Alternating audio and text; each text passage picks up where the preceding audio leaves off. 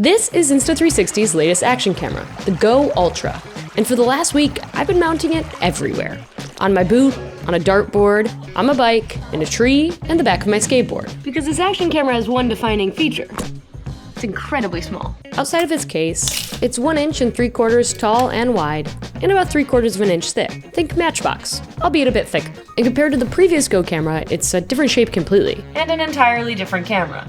Thank God. You see, I hated this original GO 3 so much that I didn't even give its successor, the GO 3S, a chance, because I'm a big screen person. I travel with a portable monitor, my TV is a projector, and at my desk, I'm plugged into a 27-inch display, baby. Now, the GO 3's footage on a small screen looked fine, but when you moved it over to a larger screen, that's when you started to see its flaws. And the GO Ultra, well, it has one thing that I think will fix a lot of that, a much larger sensor. So I got to living with the Ultra. And the first thing I noticed wasn't actually the sensor size. It was how I kept leaving the Ultra's pod at home. So the whole shtick with the GO has always been that it is a tiny camera that is housed in a larger camera body. So when you need a full action camera, you know, with the tilting screen, with more buttons, the ability to change your settings, the USB-C port, a larger battery, you've got it. But when you want just a tiny little action cam, you could pop it out and you got that too.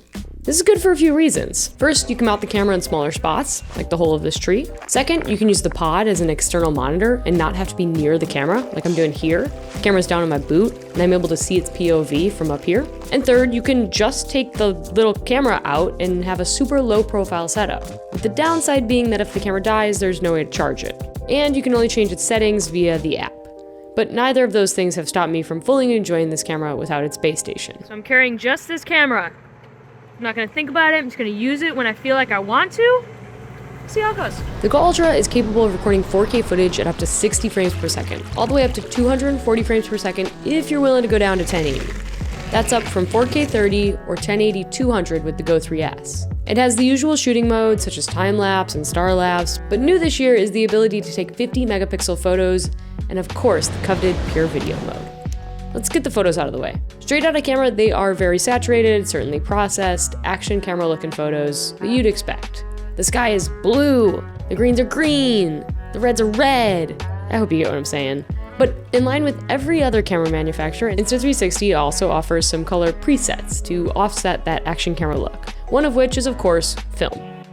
I don't have a lot to say here because I'm not a big photos with an action cam person, which is maybe something to say. The hardware just doesn't inspire me to shoot photos, but I did notice this.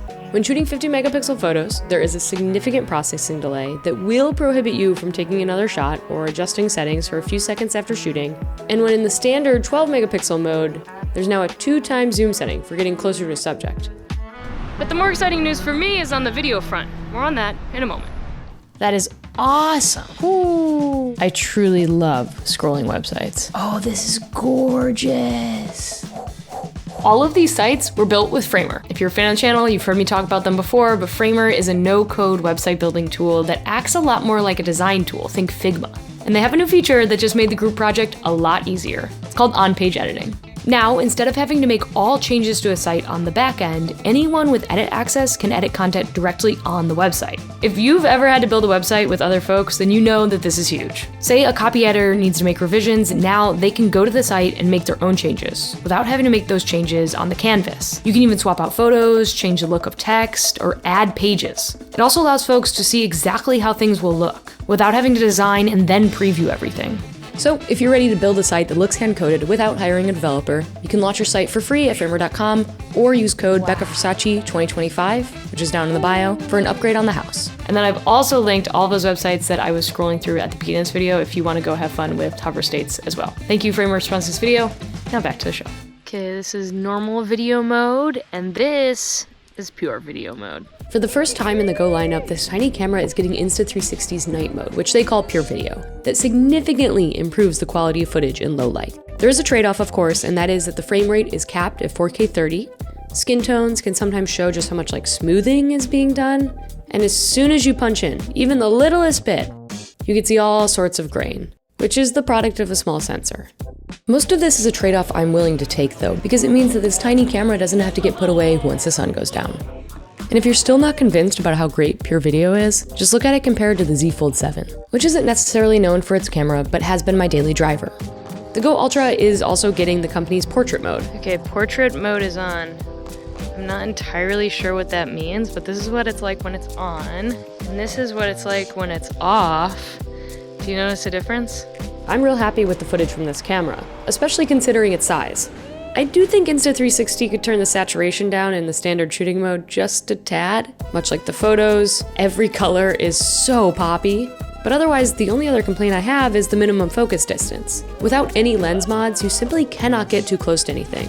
Now, I did experience one small bug with colors changing rapidly. It happened here.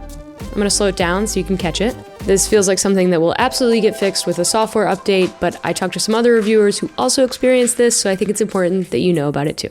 With that, let's talk about hardware. This might seem small, but my favorite hardware update is this tiny hole for a wrist strap. Even just having this little quick release bead on the camera has been incredible for carrying it. And it sits outside of the pod, so you can use it to carry the camera as well. And don't worry, the camera sits very tight. I've had no issues with it popping out, even when carrying it by the strap. When compared to the Go 3, there's so much less delay on the back screen, especially when actively recording. Not to mention that screen is much larger, though the camera lost its internal storage, so don't forget your card. On the camera itself, when not connected to the pod, there's a button on the lower corner. One press starts recording in the video mode that you last used, and a double push takes a photo. Lastly, the pod is splash proof, but is not waterproof, while the camera itself is up to 33 feet or 10 meters. Another update is the battery. Of course, the standalone camera in perfect conditions will get 70 minutes of record time. In the pod, it more than doubles to 200 minutes of record time. And the standalone camera, when in the pod and charging, can charge up to 80% in just 12 minutes. This weird thing does happen where the pod will give all of its juice to the camera. So there does come a moment when you're very low on battery that the pod dies, but the camera continues on. Oh my God, it's like in nature. Making the ultimate sacrifice. It makes the ultimate sacrifice. It's like ultra sacrifice. It's like when an animal lays eggs and they die.